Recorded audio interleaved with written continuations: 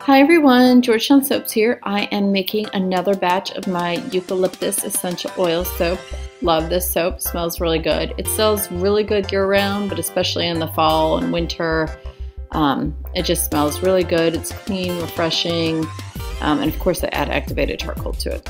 So I'm adding in my lye water, gonna mix that all in, and then I'm gonna separate it out. I'm gonna do the pine mica from BeScented activated charcoal, and then do some TD just to have a little bit of color contrast. What's nice with the eucalyptus, it does not accelerate, it doesn't trace, it doesn't rise, so you've got plenty of time to work with it.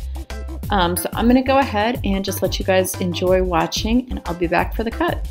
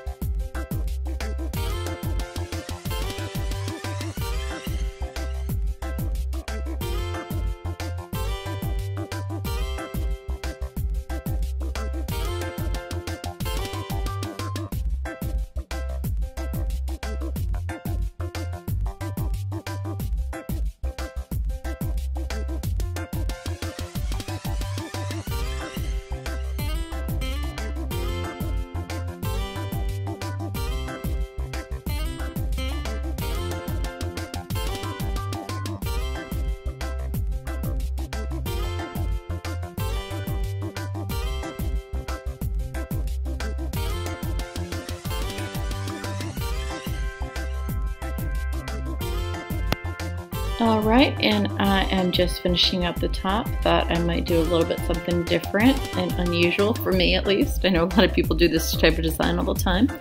But anyway, it went in the mold for about 24 hours. Now I'm going to go ahead and cut it. I was really happy with how these swirls turned out.